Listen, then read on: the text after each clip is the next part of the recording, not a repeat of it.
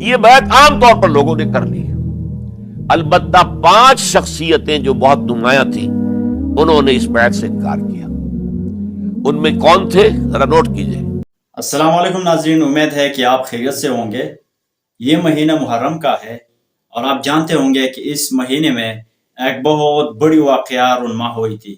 وہ واقعہ وہ سانحہ کربلا کی تھی، اور سانحہ کربلا جو ہے یہ ایک ایسی واقعہ ہے جو مسلمانوں کے دلوں پر بہت زیادہ گراں گزرتا ہے۔ اب سوال یہ ہے کہ یہ واقعہ کیسے پیش آئی، وہ کون سے وجوہات تھے اور اسباب تھے جو اس واقعے کے رونما ہونے کی اسباب بنے، یزید کو ولیعہد بنانے کا مشورہ کس نے دیا تھا، اور حضرت امام حسین رضی اللہ عنہ نے یزید کی بیعت کیوں نہیں۔ تو آئیے ان سوالات کا جواب سنتے ہیں اس ویڈیو میں۔ جب 10 برس گزر گئے حضرت معاویہ کے دور حکومت کو، اب میں یہاں لفظ خلافت کی بجائے دور حکومت استعمال کر رہا ہوں، جو کہ خلافت راشدہ سے ذرا اس کا فرق واضح ہو جائے، تو اس وقت ایک اور صحابی، جلیل القدر صحابی مغیرہ ابن شعبہ رضی اللہ تعالی عنہ، وہ حضرت معاویہ کے پاس آئے اور انہوں نے یہ کہا کہ دیکھیے، اگر آپ نے اپنے بعد اپنا جانشین نامزد نہ کیا تو ہو سکتا ہے پھر فسادات پیدا ہو جائے، پھر مختلف لوگ خلافت کا دعویٰ لے کر کھڑے ہو جائیں، پھر خانہ جنگی ہو جائے۔ 5 برس کی خانہ جنگی میں 1 لاکھ سے زیادہ مسلمان شہید ہو چکے ہیں، قتل ہو چکے ہیں، ہلاک ہو چکے ہیں۔ اب دوبارہ وہی دور نہ آ جائے، لہذا آپ اپنا جانشین نامزد کر دیجئے۔ امیر معاویہ ریلیکٹنٹ تھے، لیکن انہوں نے دلائل دیے، دلائل مضبوط تھے۔ انہوں نے کہا کہ اب کبار صحابہ دنیا سے رخصت ہو چکے، وہ جماعت کہ جن کی تربیت اور تزکیہ، جن کی تعلیم حضور نے خود کی تھی اور ان کو اندر سے پاک کر دیا تھا، ان کی نیتیں بالکل پاک ہو چکی تھی، کوئی نفسانیت ان میں نہیں رہی تھی، وہ جماعت تو اکثر و بیشتر اب ختم ہو چکی، فوت پا چکے، وفات ہو چکی۔ لہذا اب جو ہے اکثر و بیشتر نو مسلم ہیں جو بعد کے فتوحات کے ذریعے سے اسلام لائے ہیں، لہذا ان کے اندر نہ وہ پختگی ہے، نہ ان کے اندر وہ تقویٰ ہے، نہ تدین ہے، نہ اصول پرستی ہے۔ اسلام کی پوری تعلیمات جو ہیں وہ ان کے وجود کے اندر، ان کے شعور کے اندر گہری اتری ہوئی نہیں ہے۔ لہذا اب صورتحال وہ نہیں رہ سکے گی جو حضرت ابو بکر یا حضرت عمر یا حضرت عثمان یا حضرت علی کے زمانے میں تھی، لہذا آپ نامزد کیجئے۔ یہ بھی بتا دوں کہ مغیرہ ابن شعبہ کون تھے رضی اللہ تعالیٰ عنہ۔ نمبر 1 یہ کہ یہ اصحاب شجرہ میں شامل ہیں، جن 1400 یا 1800 افراد نے حضور سے بیعت کی تھی صلح حدیبیہ سے متصلاً قبل، اس درخت کے نیچے بیٹھ کر جس کے بارے میں سورہ فتح میں فرمایا گیا کہ لقد رضی اللہ عن المؤمنین اذ یبایعونک تحت الشجرہ، اللہ ان تمام اہل ایمان سے راضی ہو گیا جو ہے نبی صلی اللہ علیہ وسلم آپ کے دست مبارک پر بیعت کر رہے تھے اس درخت کے نیچے، ان میں سے موجود، ان میں یہ مغیرہ ابن شعبہ ہے۔ پھر مغیرہ ابن شعبہ وہ ہے کہ حضرت علی اور امیر معاویہ ان کے درمیان جو خانہ جنگی ہوئی اس میں ہمیشہ حضرت علی کے ساتھ رہے، حضرت علی کے ہی وہ سپورٹر تھے، ان کے ساتھ تھے۔ اس پہلو سے اچھی طرح سمجھ لیجئے کہ یہ نہیں ہے کہ وہ در حقیقت کو پہلے سے وہ امیر معاویہ کے ساتھی تھے، نہیں، لیکن اب جو صورتحال وہ دیکھ رہے تھے، جہاں دیدہ انسان تھے، بہت بڑے سیاستدان تھے، جانتے تھے حالات کو، حالات کے نبض پر ان کا ہاتھ تھا، لہذا انہوں نے یہ مشورہ دیا اور پھر امیر معاویہ نے اس مشورے کو قبول کر لیا اور یزید کی ولی عہدی کا اعلان کر دیا۔ یہ بالکل مڈل ہے حضرت امیر معاویہ کے دور خلافت کا درمیان، یہ 10 سال جب ہو گئے تھے حضرت امیر معاویہ کی خلافت کو یا حکومت کو، تب یہ معاملہ پیش آیا اور یزید کے ہاتھ پر یہ بیعت ولی عہدی تمام جو بھی مختلف گورنرز تھے ان کے ذریعے سے کہہ دیا گیا اپنے اپنے علاقے کے لوگوں سے بیعت لے لو۔ یہ بیعت عام طور پر لوگوں نے کر لی، البتہ 5 شخصیتیں جو بہت نمایاں تھیں انہوں نے اس بیعت سے انکار کیا۔ ان میں کون تھے؟ ذرا نوٹ کیجئے۔ حضرت ابو بکر فوت ہو چکے، ان کے بیٹے عبد الرحمن ابن ابی بکر۔ حضرت عمر فوت ہو چکے، ان کے بیٹے عبداللہ ابن عمر۔ حضرت زبیر فوت ہو چکے، ان کے بیٹے عبداللہ ابن زبیر۔ حضرت عباس فوت ہو چکے، ان کے بیٹے عبداللہ ابن عباس۔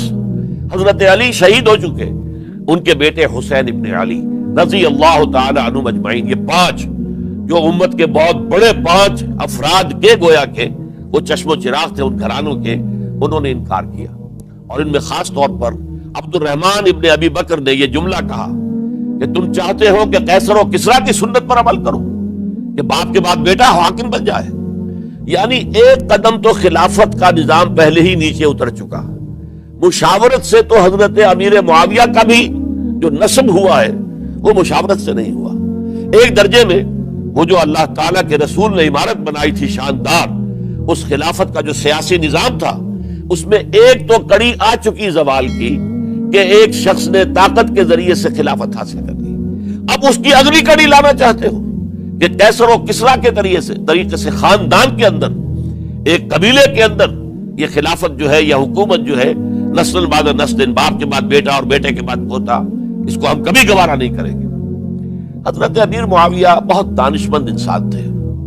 انہوں نے ان پانچوں حضرات پر کوئی تشدد نہیں کیا، کوئی جبر نہیں کیا، بلکہ رہنے دیا. ٹھیک ہے، یہ بیعت نہیں کر رہے، ابھی تو بیعت ولی عہدی ہے، کوئی حرج نہیں.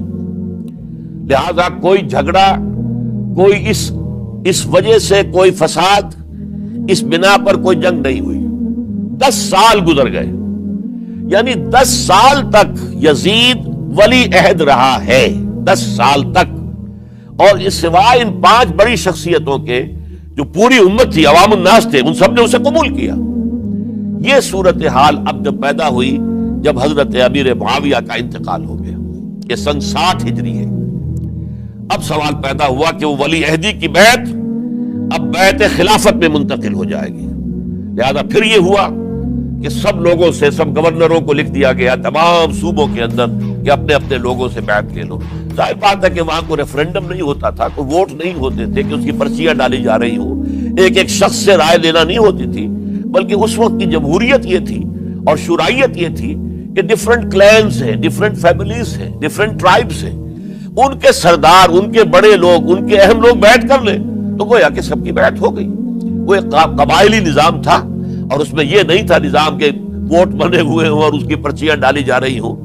تو تمام عالم اسلام نے گویا کہ بیعت قبول کر لی اب یزید کی بحیثیت خلیفہ. اب وہ جو 5 آدمی تھے ان میں سے ایک فوت ہو چکے تھے، حضرت عبد الرحمن ابن ابی بکر رضی اللہ تعالی عنہما، دونوں فوت ہو گئے، لیکن باقی 4 رہ گئے. حضرت عبداللہ ابن عمر، ان کا مقام بھی آپ کو معلوم ہے، حدیثوں کی کتنی بڑی تعداد ہے جو عبداللہ ابن عمر سے مروی ہے. ایک طرف یہ دونوں ہو گئے، ان دونوں کی رائے کیا ہوئی؟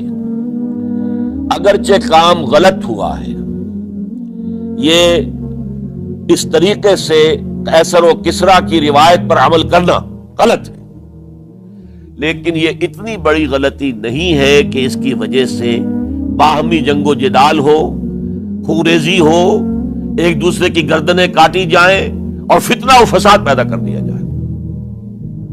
لہذا انہوں نے یزید کی بیعت کر لی.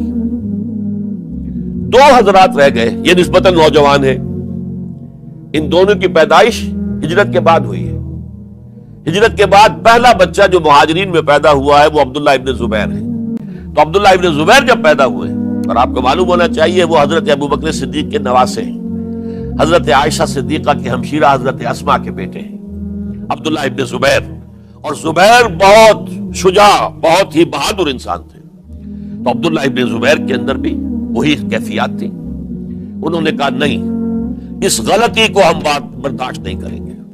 خوروزی ہوتی ہے تو ہو، لیکن ہم اسلامی نظام کو نیچے اترتا ہوا نہیں دیکھ سکتے. جیسے کبھی حضرت ابو بکر نے فرمایا تھا ایبدل الدین وانا حی، کیا دین میں ترمیم اور تنسیخ کر دی جائے گی؟ دین کو بدل دیا جائے گا، دین میں تحریف کر دی جائے گی جبکہ میں ابھی زندہ ہوں؟